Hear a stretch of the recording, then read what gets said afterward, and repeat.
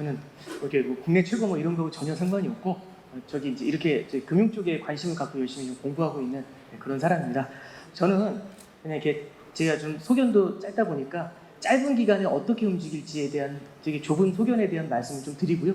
뒤쪽에서 아주 메이저를 들으시면 충분하시지 않을까 그렇게 변을 드리면서 시작을 할까 합니다.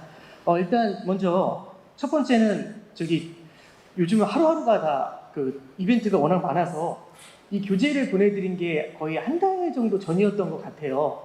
한 3주 전, 4주 전쯤에 보내드렸었는데요. 요거부터 좀 보면서 시작을 할까 합니다. 일단 먼저 9월달 FOMC에 대한 얘기가 되게 많이 회자가 되고 있죠. 아마 이제 수요일날 새벽이면 결과를 좀 아실 수가 있을 텐데요. 수요일날 새벽에 이제 FOMC에서 이제 어떤 걸 많이 보시면 될지 그 얘기를 잠깐 좀 해드리면서 시작을 할까 합니다. 일단 첫 번째는요. 이렇게 보시면 될 것 같아요. 이 FOMC나 이런 게 관심을 받는 가장 큰 이유 중에 하나가 이게 우리나라 금융시장 전체를 뒤흔들어 버리기 때문에 그렇습니다. 금융시장 전체를 뒤흔든다는 건 제 생각에 이번에 이제 하는 이창용 총재께서 이제 정확히 말씀을 해주신 것 같은데요. 한번 보시죠. 미국의 물가가 지금 현재 굉장히 중요하다라고 얘기를 합니다. 미국의 물가가 오르게 되면 물가를 잡기 위해서는 중앙은행은 필연적으로 금리를 인상하면서 따라갈 수밖에 없을 겁니다. 그럼 이제 미국의 금리가 올라가게 되죠. 근데 미국의 금리가 올라가는데 우리나라 금리가 올라가지 않으면 미국하고의 금리 차가 벌어지게 될 겁니다. 그러면 여기서 금리 차가 미국하고 한국 간의 금리 차가 벌어지게 될 거고요. 그러면 달러를 보유했었을 때 더 많은 매력을 갖게 되는 거겠죠. 그러면 원화보다는 달러에 대한 선호가 좋아지니까 원화를 팔고 달러를 사서 해외로 튀어나가게 될 겁니다. 그럼 그 과정에서 필연적으로 달러 강세가 나타나면서 환율이 튀어 올라가겠죠. 그러면 1달러에 1,000원이었던 게 1달러에 1,400원이 되어버리는 문제가 생깁니다.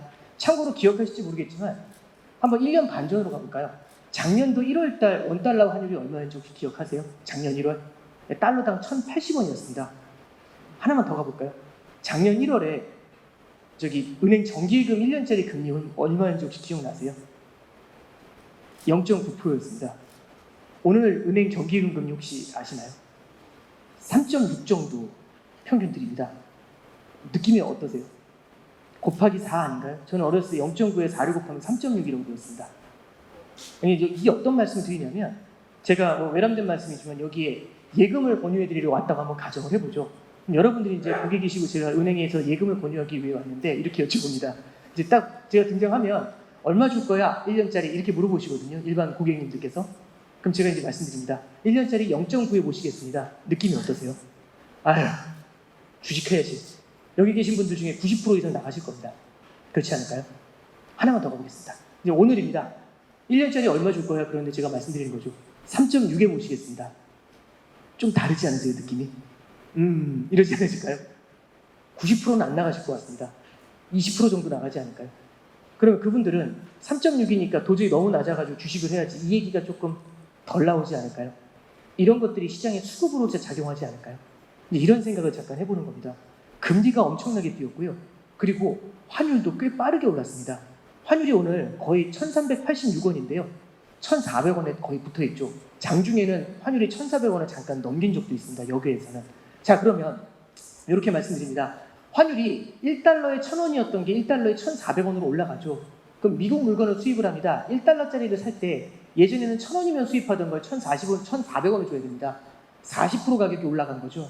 그럼 40%의 가격이 올라갔다는 얘기는 수입 물가가 올랐다는 얘기고요. 요 옆에다 이렇게 쓰면 됩니다. 사뿐하게 한국의 인플레이션이 올라간다라고 쓰면 됩니다. 한국의 물가가 올라가면 한국은행은 필연적으로 금리를 인상하면서 대응할 수밖에 없을 겁니다. 자, 그러면 이렇게 보면 되는 거죠. 미국의 물가라는 게 결국에 우리나라 환율이라는 채널을 통해 가지고 우리나라 금리를 때려버리는 겁니다. 이런 문제가 생기는 거죠. 자, 그러면 만약에 여기가 한국은행 금통이라고 한다면 제가 이런 제안을 해드려 볼 수 있을 것 같아요. 어떻게 제안해 드리냐면 자, 보시면 미국의 금리가 올라가면 환율을 건드려버리고 물가를 건드려버리고 어쩔 수 없이 우리가 끌려서 금리를 끌어올려야 되는 거잖아요. 등 떠밀려서. 그러지 말고 미국이 금리 올릴 때 어차피 뒤에 똑같은 일이 벌어지게 될 테니까 미리 이 금리를 여기서 땡겨 올리면 어떠냐 이 얘기를 해줄 수 있겠죠. 그럼 금리 차가 많이 안 벌어지게 되잖아요. 그럼 어떻게 될까요? 환율의 급등을 제어할 수 있겠죠. 그럼 수입 물가의 상승 같은 것도 사전에 어느 정도로 선제 정도로 잡을 수가 있을 겁니다. 선제적인 역할을 한다는 건 뭐냐면 미래가 이렇게 될 거라는 필연적인 예측을 한다는 그게 가능해질 수 있겠죠. 그래서 한은에서도 그렇게 움직이게 될 겁니다. 그래서 이번에 이제 하는 총재께서 이제 그 말씀을 하시더라고요. 금통위에서 기준금리를 올렸을 때 이제 한국은행이 정부에 대해서는 독립적이지만 연준에 대해서는 독립적이지 않은 것 같다, 이제 이 얘기를 하셨는데 전 개인적으로 굉장히 공감을 많이 합니다. 미국의 금리 인상에 대해서 우리가 어느 정도는 따라가는 모습이 나타나야겠죠. 자, 그러면 이걸 환율하고 연결시켜서 한번 잠깐 보여드려 보겠습니다. 우리나라는요, 금통이라는 걸 하겠죠. 미국은 FOMC라는 걸 할 겁니다. 그죠? 자, 그러면 지금 이제 어떻게 되어 있냐면요, 우리나라 기준금리는 2.5%로 되어 있습니다. 미국의 기준금리는 2.25에서 2.5%로 되어 있습니다. 근데 이게 밴드로 되어 있으면 이 밴드로 되어 있는 방식을 쓰기가 좀 복잡하다 보니까 얘를 살짝 지우고 이걸 지운 다음에 얘도 2.5라고 하죠. 지금 미국이랑 우리나라랑 금리가 동일하다, 이렇게 생각하고 한번 가보겠습니다. 자, 그러면 우리나라 금통위가 언제 있냐면요, 우리나라 금통위가 10월 12일인가 14일인가 날짜가 정확하진 않은데 이때에 있고요. 그 다음에 언제 있냐면 11월 24일인가에 있습니다. 10월 12일이었던 것 같습니다. 죄송합니다. 자, 그러면 우리나라 금통위는요, 올해 2차례 남아있습니다. 그죠? 자, 그리고 FOMC는 어떻게 남아있냐면 일단 이번 주 9월 22일 날, 이번 주 수요일 날 새벽에 확인하실 수 있습니다. 목요일 날 새벽에 9월 22일 날 새벽에 확인하실 수가 있고요. 그 다음에 언제 있냐면 우리나라 시간으로 11월 3일 날 새벽에 확인 가능합니다. 그 다음에 아마 12월 15일 날 새벽이었던 걸로 기억을 합니다. 날짜가 뭐 하루 이틀 틀릴 수 있으니까 그건 참고를 하시면 될 것 같고요. 자, 그러면 올해만 딱 놓고 봤을 때 우리나라는 2차례 기준금리 올릴 수 있는 기회가 있고요. 그 다음에 미국은 3차례 기준금리를 올릴 수 있는 기회가 있습니다. 그러면 우리나라가 여기서 굉장히 좀 코너에 몰리게 되지 않을까요? 그래서 8월 달에 어쩔 수 없이 우리나라도 기준금리를 올리는 선택을 하게 됐던 거죠. 왜? 미국에서 여기서 따라가게 될 테니까요. 자, 그러면 8월 달까지 버전을 보여드릴게요. 8월 달까지 미국의 기준금리 인상에 대한 전망이 나오는데요. 어떻게 보고 있었냐면 9월 22일 날 0.5를 추가로 올린다고 봤었습니다. 그럼 9월 22일 날 3.0으로 오르겠죠, 미국 금리가. 그리고 11월 3일 날 0.25를 추가로 올릴 거로 봤습니다. 그럼 이게 3.25가 될 겁니다. 그 다음에 연말에 3.5% 정도 된다고 봤고요. 조금 극단적으로 좀 완화적으로 보는 스탠스에서는요, 3.5를 꼭대기로 해가지고 내년에는 되려 금리가 내려갈 것 같다는 장밋빛 기대를 가졌었습니다. 그 장밋빛 기대가 만들어왔던 게 뭐냐면 지난 6월 16일부터 8월 16일까지 나스닥 지수를 저점에서부터 22%를 끌어올렸습니다. 굉장히 짧은 기간에 거의 한 달에 10%씩 올라간 거죠. 그 정도로 빠른 반등세를 만들어냈었습니다. 근데 그러면 자, 미국 금리가 3.5까지 달려간다고 한번 가정을 해보죠. 그럼 우리나라도 기준금리 인상을 하면서 대응을 할 수밖에 없을 겁니다. 만약에 우리가 기준금리를 가만히 놔둬서 연말에 2.5로 간다면 어떤 일이 벌어질까요? 2.5 대 3.5가 돼버리잖아요. 금리 차가 1% 벌어지게 됩니다. 그러면 이게 되게 쉬운 문제죠. A은행은 2.5 주고 B은행은 3.5 줍니다. 어디로 가시겠어요? 저는 B은행 갑니다. 이게 포인트거든요. 그래서 금리 차가 너무 많이 벌어지는 거는 제어를 해줘야 될 겁니다. 자, 그러면 금리 차를 갖다가 벌어지는 걸 막기 위해서 어떻게 해주면 되냐면 첫 번째는 10월 12일 날 기준금리를 추가로 끌어올리면 됩니다. 그래서 2.75%를 예상을 했고요. 11월 24일 날 3.0%까지 기준금리가 올라갈 것 같다. 이게 기본적인 컨센서스입니다. 그러면 지난 8월 말까지의 컨센서스로 보면은 미국 금리는 올해 연말에 3.5를 때릴 거고요. 우리나라 금리는 3.0을 때릴 겁니다. 그럼 지금은 금리가 같은데 금리 차가 벌어지게 되겠죠.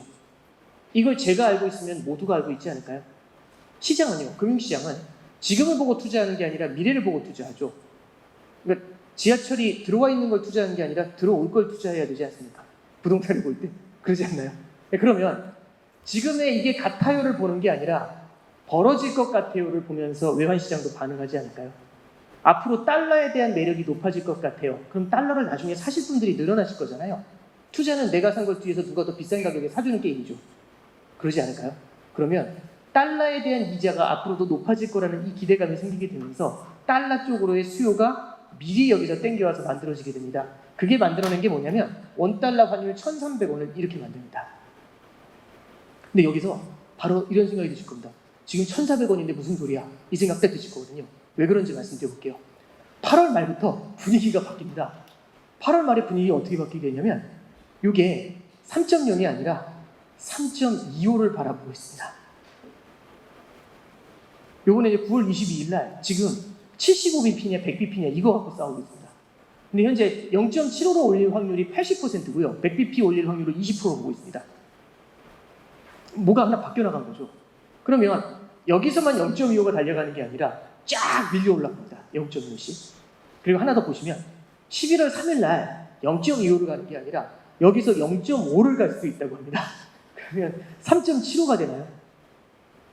그 다음에 여기에 0.5나 0.25나 올릴 것 같다고 합니다. 이게 4.0이 됩니다. 그리고 여기 내년에 한두 차례 플러스 알파를 해가지고 4.5 정도까지는 올릴 것 같아라고 하는 게 지금의 컨센서스가 됩니다. 자, 그러면 이렇게 왔습니다. 그럼 올해 연말에 4조. 우리나라는 3위죠. 더 벌어지는 거 아닌가요?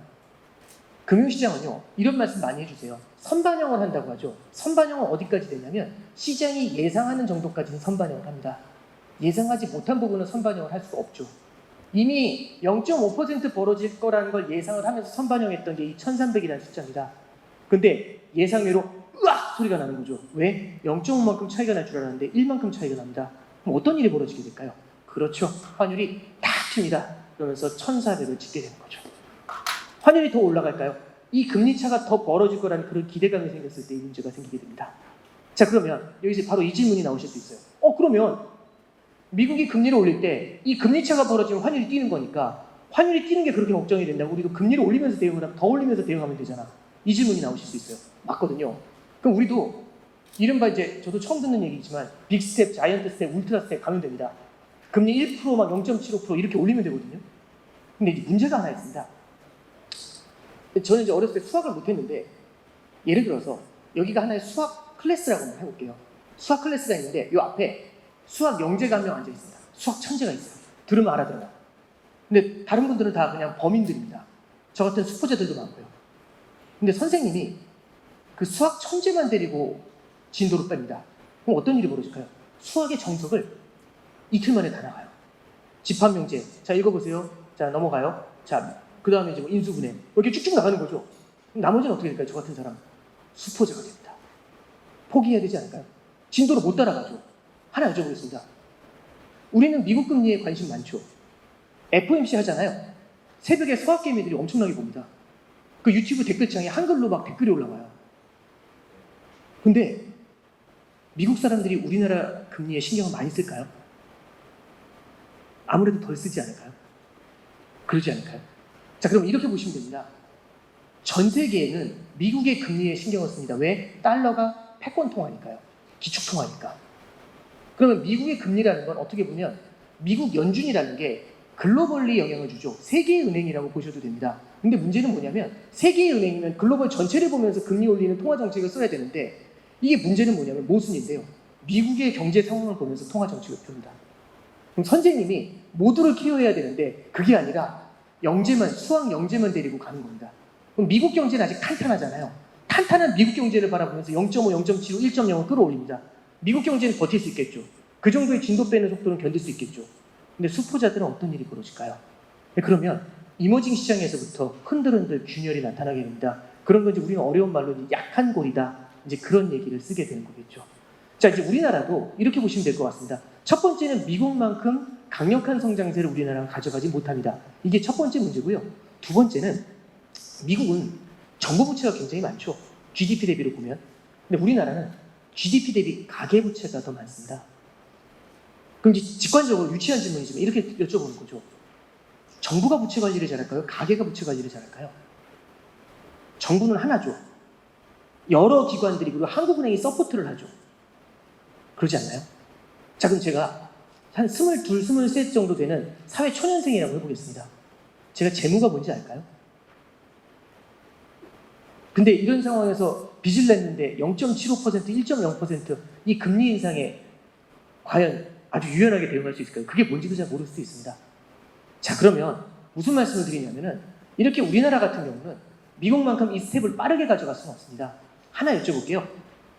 우리나라가 이번에 이제 8월 달에 기준금리 인상을 했죠. 그래서 2.5%가 됐잖아요. 우리나라가 언제부터 기준금리 인상했을까요? 우리나라가 언제부터? 작년 8월입니다. 네, 기준금리 인상 1주년이 됐습니다. 근데 아직 물가를 못 잡고 있죠. 하나만 더요. 작년 8월에 우리나라는 0.5%였서부터 기준금리를 7차례 인상을 했습니다. 한 번은 0.5% 빅스텝을 인상했거든요. 작년 8월 0.5부터 시작했습니다. 이렇게 여쭤볼게요. 미국은 언제부터 금리 인상했을까요? 첫 금리 인상, 미국. 올해 3월입니다. 어디서부터 시작했냐면 0%에서부터 시작했습니다. 미국이 3월 달에 0%에서 기준금리를 올릴 때 우리나라는 이미 4번 기준금리를 올려가지고 1.5를 마크하고 있었어요. 미국이 0이고 우리나라는 1.5를 띄고 있었습니다. 근데 지금 뒤집어지려고 하죠. 그게 왜 그러죠? 미국이 팍팍팍 끌어올리니까요. 어떻게 보면 작년 8월에 우리가 먼저 출발한 건 굉장히 다행스러운 일 중에 하나입니다. 왜? 만약에 우리도 3월에 출발했으면 쫓아가기가 굉장히 힘들어질 수도 있었겠죠. 물론 이제 결과론적인 해석이긴 하지만 굉장히 좀 다행스러운 일이 아니었나 싶습니다. 그러면 우리나라 같은 경우는 미국이 기준금리를 올리더라도 이 올리는 속도를 천천히 가져갈 수밖에 없겠죠. 그래서 최근에 나오는 얘기가 우리나라가 0.75까지는 그래도 여기서 빅스텝을 한번 밟아야 되는 거 아니냐 이런 얘기가 나오고 있는 겁니다. 예, 그래서 여기서 이 말씀부터 드리고 시작을 할게요. 환율이 왜 이렇게 많이 뛰느냐? 미국이 금리를 올려서다? 반은 맞습니다. 근데 미국이 올리는 만큼 우리나라도 금리를 올리면 환율이 그렇게 못 따라가겠죠. 중화가 되지 않을까요? 문제는 뭐냐면 미국이 금리를 올리는데 올리는 속도가 너무 빠르고 그 속도를 다른 나라가 따라가지 못하기 때문에 달러가 강해지는 겁니다. 그 금리차 때문에요. 네, 그게 지금의 가장 큰 포인트라고 생각을 하시면 됩니다. 조금만 더 갈게요. 자, 그러면 우리 이렇게 긴 얘기하고 요 뒤에 어떻게 대처하느냐 이런 얘기들은 뒤에서 이제 김영익 박사님께서 아주 상세히 말씀해 주실 거고요. 저는 짧게 이 앞쪽으로 쫙 당겨가 보겠습니다. 그럼 당장 이번에 FOMC 때 우리가 어떤 걸 봐야 될까요? 당장 내일 모레 얘기죠. 간단하게만 말씀 좀 드릴게요. 첫 번째는요. 0.75냐 1.0이냐 이거 갖고 우리는 굉장히 고민을 많이 하게 될 겁니다. 지금 언론에서도 그 얘기 굉장히 많이 하고 당연히 중요합니다. 이게 0.7 만약 1.0을 여기서 찍고 들어가잖아요. 그럼 우리나라가 필연적으로 0.5를 무조건 올려야 될 겁니다. 너무 차이가 많이 벌어지게 될 테니까요. 이거 당연히 중요합니다. 두 번째는 뭐가 중요하냐면 그 중에 하나가 뭐냐면 연준이 얘기하는 점도표라는 게 중요합니다. 그 얘기를 잠깐만 좀 해드리고 지나갈게요. 자, 점도표가 뭐냐면 연준은 FOMC를 1년에 8번 합니다. 평균 45일에 한 번씩 하거든요. 근데 요걸 할 때 특별하게 3, 6, 9, 12월에는요. 3, 6, 9, 12월에는 이코노믹 프로젝션이라고 해가지고 전망을 제시하게 됩니다. 그 전망 안에는 뭐가 있냐면 실업률이라는 걸 보여주고요. 예상되는 실업률. 그 다음에 예상되는 GDP 성장률이 나옵니다. 그 다음에 예상되는 물가가 나오고요. 그 다음에 앞으로 금리를 어떻게 올릴지에 대한 프로젝트, 점도표라는 게 나옵니다. 닷플랫이라는 게 나오는데요. 이렇게만 설명드리면 잘 와닿지 않으실 겁니다. 우측에 있는 표를 한번 잠깐 보시죠. 네, 제가 이제 지금 빨간색으로 좀 표시를 해드리고 있습니다. 요게 점도표 하나예요. 요게 3월달 점도표였고 요게 6월달 점도표입니다. 이번에 이제 9월달 점도표가 나오게 되겠죠. 자, 3월달 점도표를 보시면 2022년 말에 연준 위원들은 요 정도 금리를 만들 것 같아요 라고 찍고 있습니다. 제가 연준 위원 중에 A라는 사람입니다. 저는 연말에 4까지 올라갈 것 같아요. 여기다 찍어놓은 거죠. 저는 연말에 3까지 올라갈 것 같아요. 여기다 찍어놓게 되겠죠. 이게 점도표입니다. 그러면 연준 위원들이 18명, 19명이 있는데 이 사람들이 하나씩 여기다가 점을 찍으면 이 점도표가 만들어집니다. 자, 다음으로 가볼게요. 2023년입니다. 내년 말이죠. 내년 말엔 금리가 어떻게 될까요? 이 질문을 합니다. 그랬더니 어떤 사람은 저는 3.0보다도 밑에 있을 것 같아요. 이렇게 찍습니다. 어떤 사람은 저는 4.5까지 올라갈 것 같아요. 이렇게 찍습니다. 이렇게 둘이 쫙 벌어지는 걸 보실 수 있죠. 어떤 사람은 극단적으로 낮아진다고 보고요. 오히려 더 지금보다도. 어떤 사람은 훨씬 더 올라갑니다. 이렇게 보고 있죠. 2024년 말에는 어떨지, 롱거런, 장기적으로는 어떨지 이런 얘기들을 여기다 적어놓고 있습니다. 그러니까 이건 왜 보여드리냐면 잠깐만 보시면 이렇게 돼요. 이걸 앞에 한번 잠깐 쓰면서 설명을 해드릴게요. 연준 내에는 두 가지 세력이 있습니다. 뭐 정치적인 세력이라기보다는 통화정책에 대한 관점인데요. 매파와 비둘기파가 있습니다. 매파는 약간 느낌이 좀 세죠. 그래서 통화를 긴축으로 가져가지고 물가를 잡아야 된다고 살아가는 사람들, 호키시한 사람들, 이런 사람들을 매파라고 합니다. 비둘기파는 되게 순해 보이죠, 느낌 자체가. 그래서 웬만하면 돈을 갖다가 완화적으로 좀 풀어주면 좋겠어. 이렇게 하는 사람들을 비둘기파라고 얘기를 합니다. 자, 그러면 매파와 비둘기파라고 썼는데요. 이 사람들이 이제 어떻게 주장하는지 한번 보여드려볼게요. 매파는 이렇게 얘기를 합니다. 올해 연내 2022년도에는 금리를 4% 이상으로 끌어올려야 됩니다. 이렇게 얘기를 합니다. 그래서 빨리 끌어올려가지고 전쟁도 초반에 충격과 공포를 줘가지고 초반에 예봉을 제압하면 일찌감치 전쟁이 끝나고 점령군 들어가면 됩니다. 이 얘기죠. 그래서 초반에 올해 연내 4%까지 딱 끌어올려가지고 확실히 물가를 제압한 다음에 내년에는 금리 인하에 들어갈 수도 있습니다. 경기 부양을 위해서. 이게 최선입니다라고 얘기하는 사람들이 매파입니다. 그러면 초기에 확실하게 물가를 갖다 제압해버린 다음에 성장도 둔화될 수 있으니까 그럼 금리를 쫙 잡아내리면서 성장을 끌어올리자. 이렇게 얘기하는 사람이 매파입니다. 자, 비둘기파 얘기 한번 들어볼게요. 비둘기파는 뭐라고 하냐면, 아니, 조금 이 매파 얘기 듣더니 이런 겁니다. 아니, 그러면 금리를 내리려고 올리는 거야? 좀 이상하지 않나요? 라이트 투 폴이잖아요. 금리를 내리려고 올려? 말이 돼? 금리를 확 올리고 확 내리고 하는 게 좋겠어요? 이렇게 얘기하는 거죠. 그래서 비둘기파에서는 원래 이렇게 얘기합니다. 연내 3.5청도까지 천천히 올리고 플러스 내년에는 추가로 천천히 더 올리고 대신에 인하는 없다. 이런 얘기를 하는 게 매파와 비둘기파의 차이입니다. 그러니까 비둘기파는 천천히 슬라이스해서 넓게 가져가자는 얘기고요. 매파는 확실히 끌어올려가지고 초기에 자꾸 끌어내리자는 얘기죠. 이게 이제 매파와 비둘기파의 가장 큰 차이입니다. 근데 시장 참가자들은 이 두 가지 파를 딱 보면서 유리한 걸 선택하고 싶습니다. 한번 유리한 조합만 가져가 볼게요. 어떻게 하면 유리한 조합을 선택을 하냐면 이렇게 하면 됩니다. 일단 비둘기파에서는 연내 3.5까지만 테이크를 하죠. 그 다음에 매파에서는 내년 금리 인하를 테이크합니다. 이렇게 가져가면 어떨까요? 최고의 조합이죠. 올해 3.5까지만 올린 다음에 내년에 끌어내리게 되면 시장이 생각하는 가장 아름다운 조합이 됩니다. 그래서 앞에 혹시 기억나세요? 8월만 해도 3.5에서 금리 인상이 멈춘 다음에 내년에는 되려 금리 인하로 전환될 수 있다. 그 얘기 해드렸던 거 기억나시나요? 예, 그런 기대를 가진 게 여기서 이제 기인을 하게 됐다. 이렇게 생각을 하시면 됩니다. 자, 그런데 이렇게 되다 보니까 시장에서는 내년에 금리 인하할 건데 뭐 쫄 게 뭐 있어 이러면서 주식시장이 막 하늘로 뛰어 올라가게 되죠. 주식시장이 뛰어 올라가게 되니까 오히려 시중에 풀려져 있던 유동성들이 마구 쏟아져 나오기 시작을 합니다. 이게 저도 그 질문을 좀 받아본 적이 있어요. 어떤 질문이냐면 아니 시중에 돈이 그렇게 풀렸는데 긴축을 얼마나 했다고 다 사라졌지? 이 질문을 받아본 적이 있거든요. 한번 이렇게 생각을 해보시죠. 제가 강화도에 에드르데이 갯벌 체험을 간 적이 있습니다. 몇 년 전에. 아주 충격적인 체험을 했는데 갯벌 체험을 하려면 그 업체에서 경운기에다 저희를 태워가지고 갯벌로 데려가더라고요. 경운기에 태워서 가는데 옆에 이제 갯벌 보시라고 딱 그러길래 갯벌을 딱 보니까 와, 그 조그만 개들이요. 와, 수천 마리가 쫙 깔려 있는 거예요. 깜짝 놀랐습니다. 수천 마리가 개들이 쫙 깔려 있는 거죠. 그래서 와, 이거 되게 재밌겠다. 동심이 생기는 거죠. 그래서 다 경운기가 섰어요. 그래서 우와 잡으려고 딱 첫 발을 딱 내딛는 순간 갯벌을 보니까 한 마리도 없습니다. 어디 갔을까요? 다 죽었나요? 숨은 거죠. 한순간에 다 숨어버립니다. 더 신기한 거 말씀드려볼까요? 자, 그래서 이제 거기서 이제 갯벌 체험에 조개를 캐잖아요. 그래서 이제 앉아가지고 이렇게 막 조개를 캐고 있습니다. 조개를 캐고 있는데 허리가 하도 아파가지고 이렇게 딱 일어나가지고 이렇게 한 다음에 뒤를 딱 돌아보면 한 마리도 없습니다. 근데 이렇게 캐다가 뒤를 살짝 이렇게 보잖아요. 그럼 정말 많습니다. 개들이 뭘 알고 있을까요? 저놈이 자기 잡으러 왔다는 거 알고 있죠. 그러지 않나요? 그럼 그놈이 일어서는 순간 숨으면 됩니다. 그러면 꽃게들의 시중의 유동성이라고 해볼까요?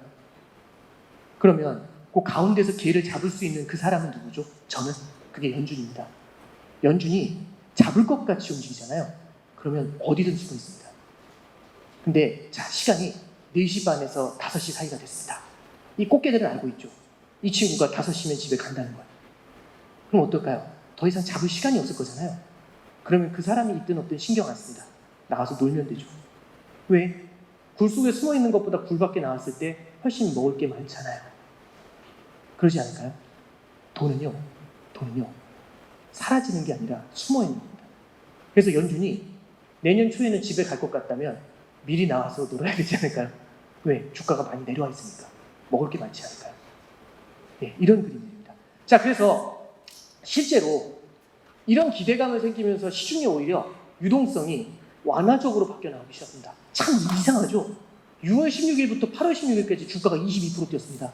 이거 기기에 놓고 한번 돌려볼까요? 6월달 FOMC에서 미국은 0.75% 기준금리 인상을 했어요.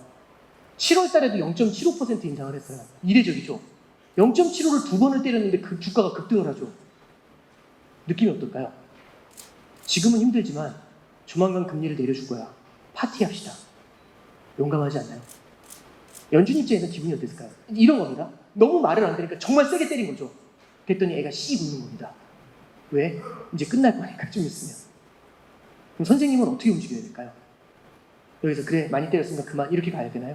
그럼 애가 얘기하겠죠. 역시 저 선생님은 저렇게 할 수밖에 없다고. 아니면 한 스텝 더 가야 되나요? 그래서 얘기하는 겁니다. 좀 세게 가야 될 것 같다고. 그리고 오래 가야 될 것 같다고. 5시에 집에 가는 게 아니라 7시까지는 잡아야 되겠다고. 그럼 걔들은 어떠죠? 깜짝 놀라겠죠. 자기들이 학습해왔던 거랑 다르잖아요. 그럼 집에 다시 들어가야겠죠. 좀 더 숨어 있어야 되지 않을까요? 네, 이런 문제가 생깁니다. 자, 그래서 실제 이랬던 것 같습니다. 매파에서 내년에 금리 인하한다를 얘기한 건 얘네 매파뿐입니다. 그러다 보니까 시장에서는 이걸 보면서 파릇파릇 꿈을 키우게 되죠. 아마 제 생각엔 매파가 아마 연준 내에서 좀 많이 혼났을 것 같습니다. 너네 때문에 시장이 기준금리 인하 얘기하고 있잖아. 그래서 지금 어떻게 수습이 됐냐면 이렇게 말씀드릴게요. 비둘기파는 말을 바꿨습니다. 어떻게 바꿨냐면 연내에 4%까지는 올려야 된다는 얘기로 말을 바꿨고요. 두 번째 매파는요.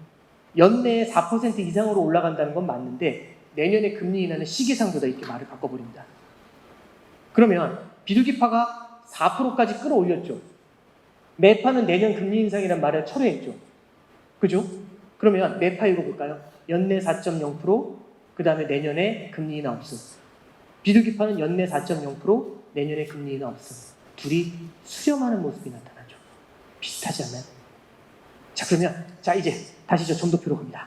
점도표로 가면 한번 이거는 저도 직접 물어본 적은 없는데 제가 한번 추론을 해보겠습니다. 자, 여기 보시면 2022년에 하늘의 금리가 하나 떠 있습니다. 이게 누굴까요? 매파겠죠. 매파의 거두겠죠.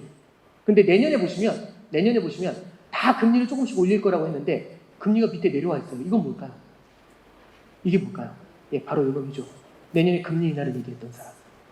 그래서 화끈하게 올리고 화끈하게 끌어올렸다가 화끈하게 내리면 된다. 더 내리면 된다. 이게 이제 매파의 얘기였던 겁니다. 그럼 매파가 이번에 혼났죠. 그럼 점도표가 9월에 어떻게 바뀔까요? 얘가 위로 올라올 겁니다. 맨 밑에 있는 얘가 위로 올라올 거고요. 그 다음에 요 전체적인 레벨이 조금 더 4자에 가서 요 정도에 붙게 될 겁니다. 그럼 굉장히 촘촘하게 형성이 되겠죠.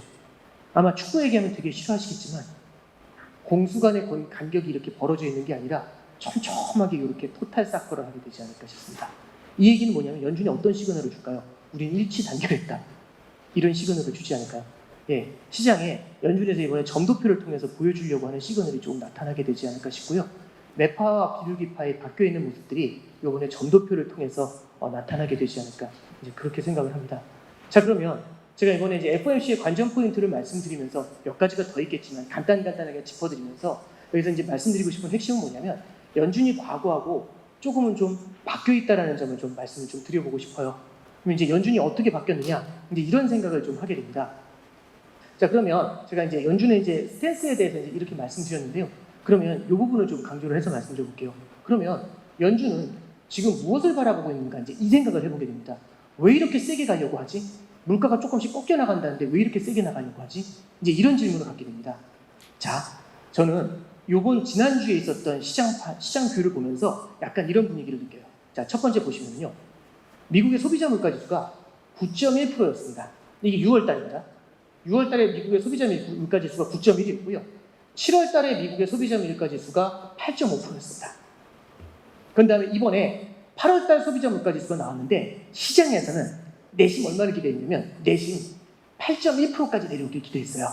그리고 내심은 실자를 봤으면 좋겠다라고 생각하는 사람도 많았습니다. 근데 이게 결과가 얼마가 나왔냐면 8.3이 나왔습니다. 그랬더니 시장이 깜짝 놀라가지고 나스닥이 하루에 5% 넘게 빠졌습니다. 나스닥이 하루에 5% 넘게 빠진 날 그날 받았던 질문 그대로 읊어드릴게요. 아니 0.2%도 빠졌는데 0.2%도 높았을 뿐인데 왜 이렇게 주가가 많이 빠졌지? 이 질문이 나왔어요. 왜 그런지 한번 보여드려볼게요. 잠깐만 보시죠. 일단 직관적으로 하나 말씀드려볼게요. 연준의 목표는요. 물가 목표는 연 2%의 인플레이션입니다.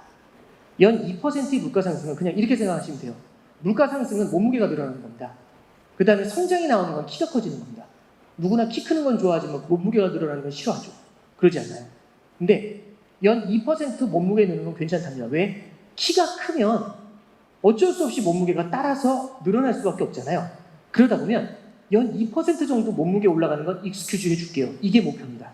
그래서 2%까지는 물가가 올라가도 돼요. 이 얘기인데 문제는 뭐냐면 2%가 여기 적정 라인이에요. 2%가 적정 라인인데 문제는 물가가 9.1입니다. 얼마 오버돼 있죠? 7.1% 오버돼 있죠. 그러면 물가가 많이 낮아졌는데 8.5입니다. 6.5% 오버돼 있죠. 요 얘기예요. 근데 잠깐 볼게요. 제일 중요한 건 2%를 넘는 물가가 언제 다시 2% 레벨로 돌아오느냐, 이게 포인트가 될 겁니다. 근데 만약에 여기서 시장이 내심 기대했던 7.9를 찍으면 어떤 일이 벌어질까요?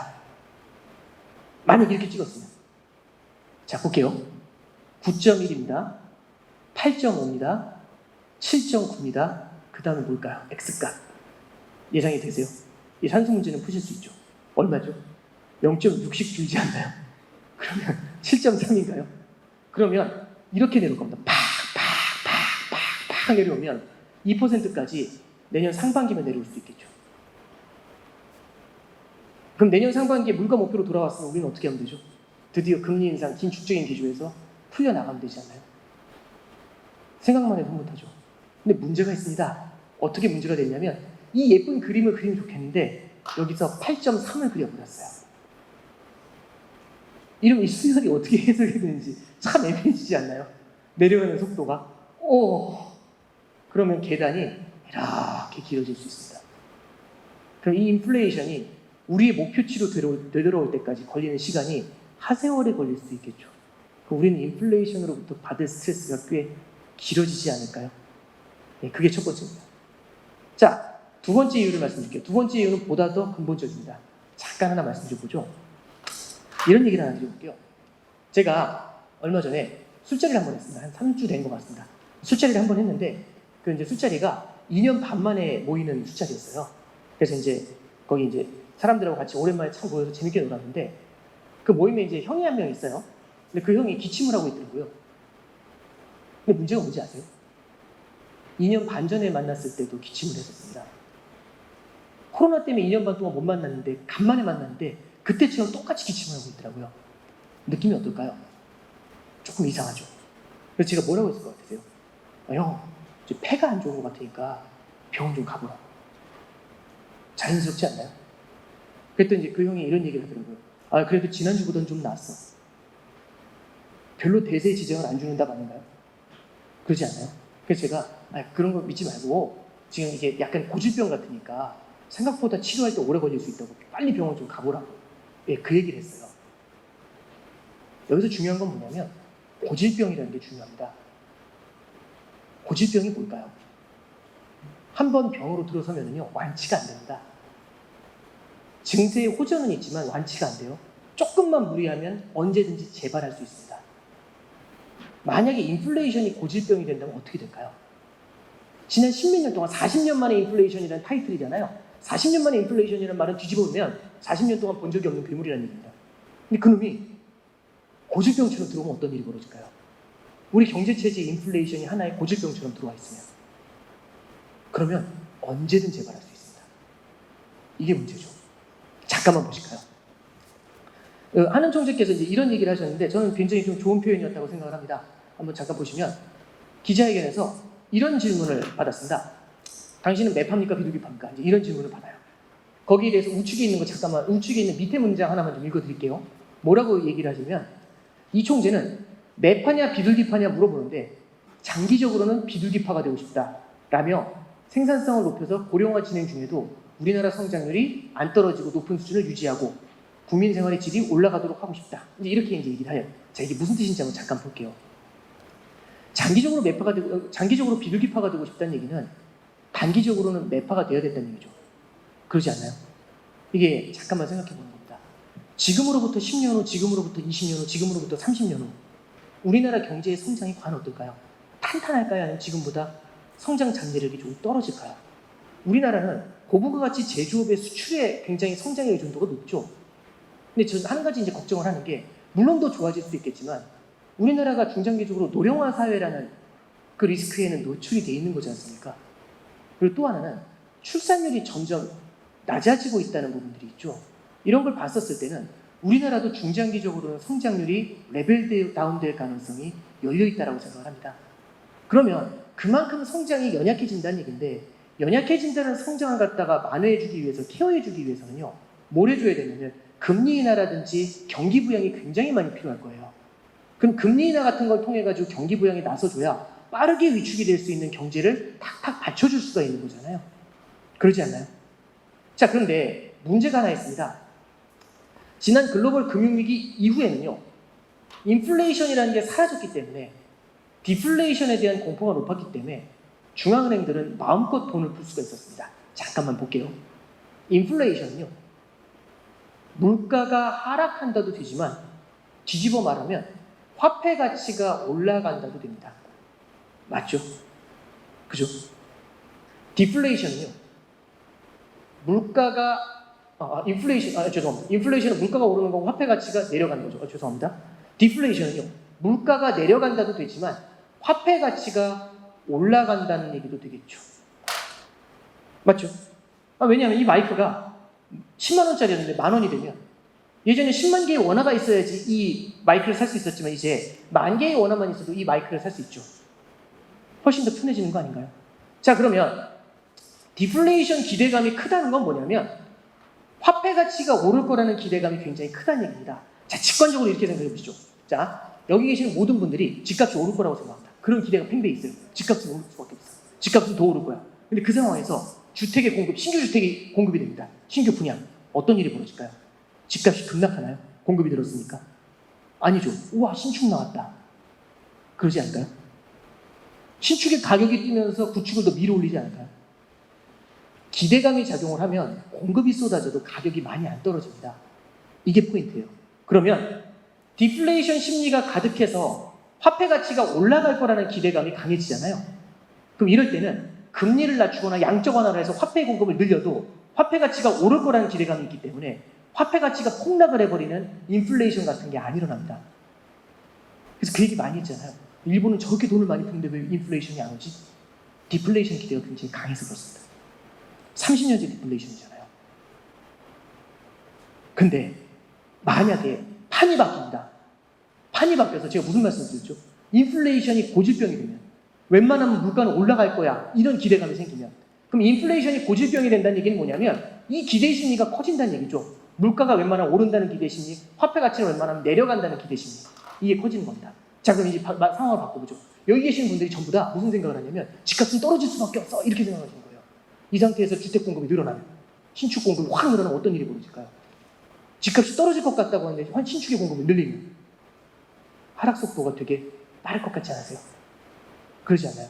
그러면 인플레이션 기대 심리가 들어와서 화폐 가치가 내려갈 거라는 기대가 팽배했는데 여기다가 금리 인하를 하거나 양적 완화를 하면 어떤 일이 벌어지죠? 화폐 가치가 폭락하면서 물가 탁 튀어 올라가는 문제가 생깁니다. 이게 문제입니다. 그러면 경기 부양을 할 수 없어요.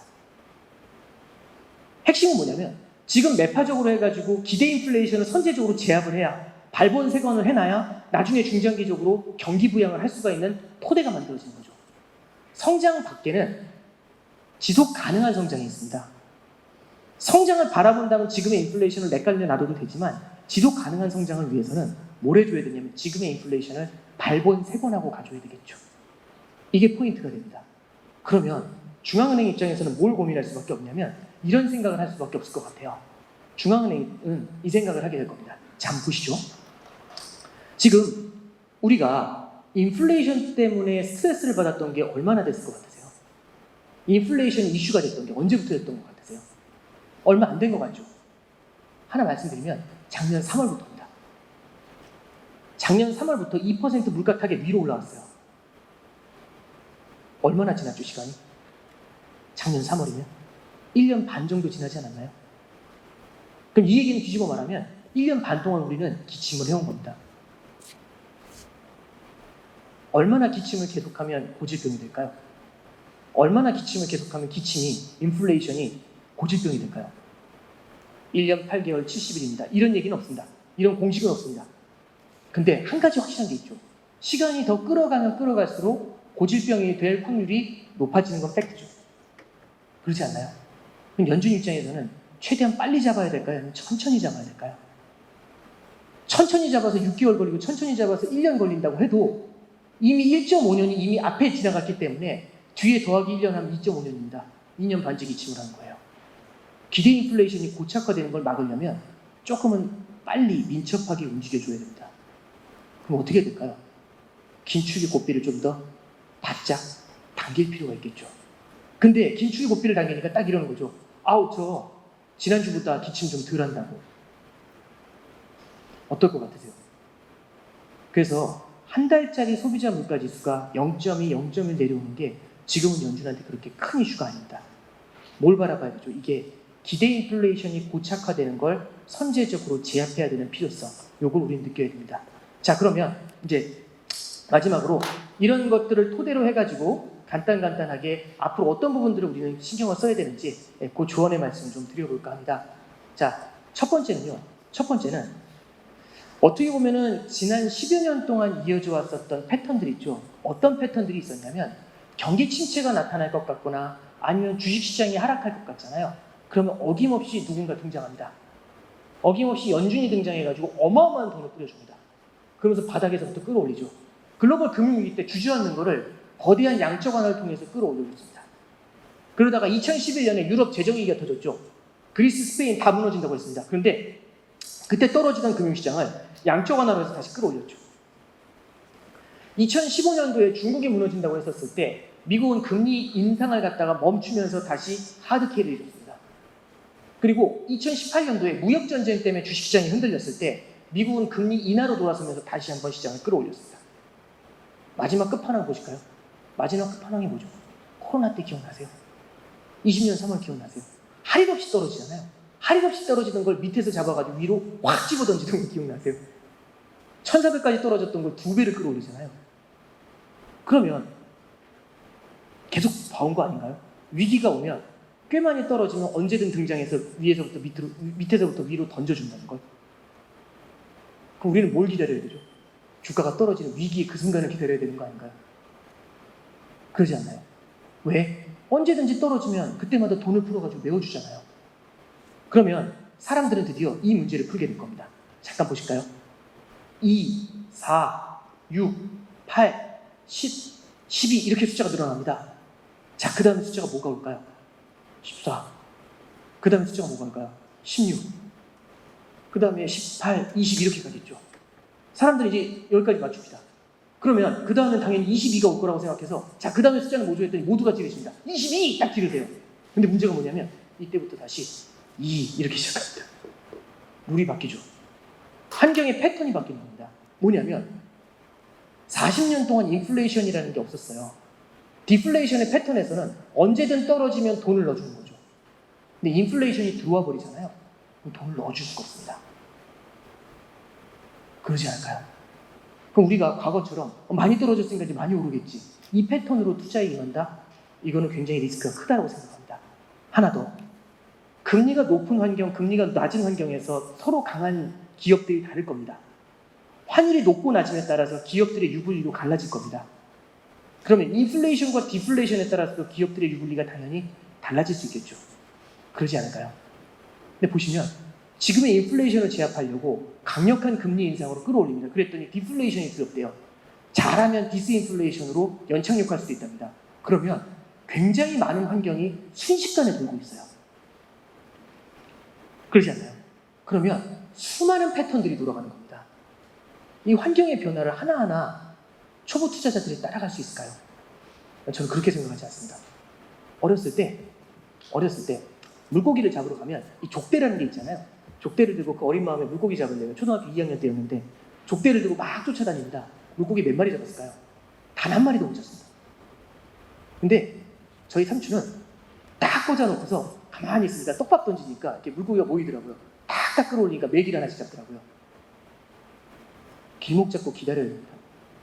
길목 잡고서 여러 시나리오에 맞는 확률에 맞춰서 우리는 여러 자산들에 대한 분산 투자에 대해서 조금 더 많이 고민을 해봐야 될 때가 아닐까, 그렇게 생각을 합니다. 이렇게 환경이 현기증나게 바뀔 때일수록 우리 투자의 원칙이라는 걸 다시 한번 생각해보고 그 원칙 속에는 분산 투자라는 게 남아있다는 거, 그거 한번 다시 한번 제언해드리면서 제가 마치도록 하겠습니다. 감사합니다. 네, 지금까지 오 부부장님 강연을 들었습니다. 참석자 여러분들께서 궁금한 점이 많으실 텐데요. 코디네이터 홍 소장님께서 참석자들을 대표해 오 부부장님께 질문 드리겠습니다. 첫 번째 질문은 유동성을 갯벌의 개로 빗대서 설명해 주셨는데 그 많던 유동성은 다 어디에 숨어 있다고 생각하시나요? 혹시 요즘 보시면은 단기 자금 쪽으로 자금이 쏠린다는 얘기 들어보셨나요? 네, 은행의 단기 예금 쪽으로 자금 쏠림이 굉장히 빠르게 나타나고 있습니다. 근데 이제 여기서 이왕 말씀을 좀 들었으니까 이렇게 한번 해볼게요. 자, 제가 갯벌에서 이제 조개를 캐고 있습니다. 조개를 캐고 있는데 제가 무언가 좀 방심하는 그 것만 조금만 보이면 언제든지 개들이 튀어나와서 놀잖아요. 왜 나올까요? 쉘터에 남아있어야지. 나오는 이유는요. 자기들 쉘터 밖으로 나와야 먹을 게 더 많기 때문입니다. 그죠? 그러니까 항상 틈만 나면 나와서 놀려고 하겠죠. 근데 쉘터에 만약 먹이가 많으면 어떨까요? 쉘터에도 먹이가 풍부하다면 굳이 약간의 위험을 무릅쓰면서 나올 이유가 없겠죠. 그러면 쉘터에 숨어있는 먹이가 뭐냐면 이겁니다. 작년 1월 달에는요. 그 쉘터에 개들이 숨어있는 곳에 먹이가 0.9%가 있었습니다. 지금 쉘터에 먹이가 얼마나 있는 줄 아세요? 3.6%가 있습니다. 느낌이 어떠세요? 그러면 쉘터에서 나올 때도 좀 더 신중하지 않을까요? 3.6%보다 먹을 게 더 있어야 나오지 않을까요? 그래서 저는 이 쉘터라는 거를 생각을 할 때 안전자산이라고 생각을 하고요. 이런 것들이 지금 예금이라든지 MMF라든지 이런 단기 부동화 자금으로의 쏠림을 만들어내고 있다. 그렇게 보고 있고요. 이쪽에 대한 금리가 올라갈수록 시장에서는 이 쉘터 속에서 조금 더 안주하려는 모습들이 나타날 수 있다는 점을 한번 강조해서 말씀드려보고 싶습니다. 그 관련해서 인프레가 계속 될 거라는 그 전제하에 일반 그 예금주나 투자자들은 자산 운용 전략을 어떻게 해야 될까 하는 좀 실천적인 네네. 말씀을 여쭤온 질문이 있었습니다. 네. 일단 저는 이제 인플레이션이 앞으로 계속된다 이런 것들보다도 일단 첫 번째는 강연에서 말씀드리고자 했던 포인트는 기대 인플레이션이 고착화된다는 게 얼마나 무서운지에 대한 말씀을 좀 전해드렸습니다. 그죠? 그게 고착화되면은 지금까지 해왔었던 패턴이 와르르 무너지게 될 것 같고요. 그 기대 인플레이션의 고착화를 막기 위해서 중앙은행은 옛날보다는 좀 더 빠르게 움직일 것 같다. 좀 더 강하게 움직일 것 같다. 이악 물고 움직일 것 같다. 이제 이런 말씀을 드렸습니다. 그러면 이 기대 인플레이션의 고착화를 막을 때 그 기대 인플레이션의 고착화라는 재앙을 막기 위해서 움직이는 건데 그럼 이 과정에서 중앙은행과 시장이 우당탕 쿵탕 이런 소리가 좀 들리게 되지 않을까요? 그럼 그 이후에 예를 들어서 기대 인플레이션을 제압을 하면은 우리는 다시 한번 이제 어떻게 보면 좀 자산 시장이 굉장히 좀 긍정적인 시기 이거를 만날 수는 있다라고 생각을 합니다. 하지만 그 앞에 항상 좋아지기 위해서는 우당탕 쿵쾅이라는 이 소리를 한번 들어야 되는 건 아닐까요? 그렇지 않을까요? 그러니까 우당탕 쿵쾅을 통해 가서 좋아지든지 아니면 인플레이션이 고착화돼가지고 장기적으로 굉장히 힘들어지든지 이런 시나리오들이 여러 개 열려 있을 거지 않습니까? 그렇기 때문에 제가 이제 말씀드렸던 건 뭐냐면 결국에는 길목을 잡고 기다리는 방식으로 대응을 하는 게 보다 중요할 것 같다라는 말씀을 좀 드렸고요. 또 하나는 우당탕 쿵쾅이라는 소리가 들리는 가장 큰 이유는 연준은 여태까지 그렇게 해본 적이 없는데 갑자기 십몇 년 만에 막 승질을 부리면서 다가오는 거죠. 군대 때 이런 케이스가 있었습니다. 이 조삼모사를 수도 있는데요. 이런 말씀 드려볼게요. 군대 때 이제 2명의 상사가 있었습니다. 첫 번째 상사는 처음에 엄청 잘해줬습니다. 근데 시간이 갈수록 말을 안 들으니까 계속 난리를 부려요. 나중에 이제 어떻게 딱 이제 나중에 하도 난리를 부리니까 다들 또 이상한 사람인데 이제 그렇게 생각하고 다 욕하면서 헤어졌습니다. 근데 다른 한 분은요. 옆대대에 있는 분이었는데 그 상사는 처음에 엄청 무서웠거든요. 근데 뒤로 갈수록 계속 풀어주는 거예요. 조금씩. 그랬더니 참 군인이다. 진짜 엄청난 사람이다. 이렇게 하면서 아직까지도 연락하는 사람이 있답니다. 이게 뭘 의미할까요? 저는 조삼모사가 맞다고 생각 안 합니다. 그 순간에는 맞겠죠. 근데 그 뒤에 그 둘에 대한 평가는 다르게 적힙니다. 연준이 어떻게 보면요. 너무 잘해주나요? 너무 잘해주니까 연준의 컨트롤이 먹히질 않잖아요. 금리 더 올릴 겁니다 했더니 아유 어떻게 더 하시겠어. 내년에 내리실 텐데. 이렇게 나오잖아요. 인플레이션을 잡아야 되는데. 그럼 이제 어쩔 수 없이 삐걱삐걱 할 수밖에 없겠죠. 그래서 제가 꼭 말씀드리고 싶은 거는 과거의 패턴을 보면서 그대로 투자하시는 것들 이거는 당분간은 좀 신중해지시는 게 중요할 것 같다. 이 정도의 제안의 말씀을 다시 한번 드립니다. 네. 마지막 질문입니다. 우당탕 쿵쾅 이런 데 대비를 하고 길목을 지켜야 된다는 말씀을 지금 하셨고 우리가 이제 과거에 IMF를 겪었는데 그러한 경제적인 충격이 올이라는 그 시중의 일각의 평가에 대해서 어떻게 생각하시는지요? 네. 저는 이제 사람들은 항상 그런 위기를 겪을 때마다 한 번씩 이제 물이 넘치게 되면 방파제를 높게 쌓잖아요.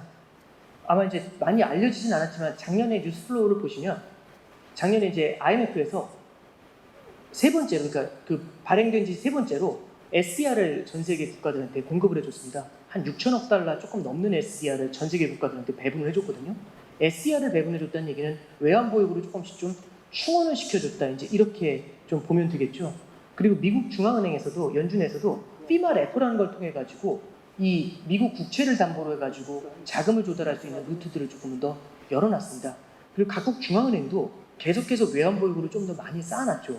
이 얘기는 뭐냐면, 뒤집어 말하면은 방파제를 조금 더 높이 올렸다라고 보면 됩니다. 왜? 내년에 있을 긴축을 대비해서. 그러지 않았을까요? 예. 그리고 또 하나는, 우리는 아까 말씀드렸다시피 8월부터 기준금리를 인상했다고 말씀드렸잖아요. 굉장히 많은 국가들이 작년 하반기부터 기준금리 인상에 돌입했습니다. 그 얘기는 뭐냐면 예비동작을 미리 취한 거죠. 왜? 충격을 최소화하려고.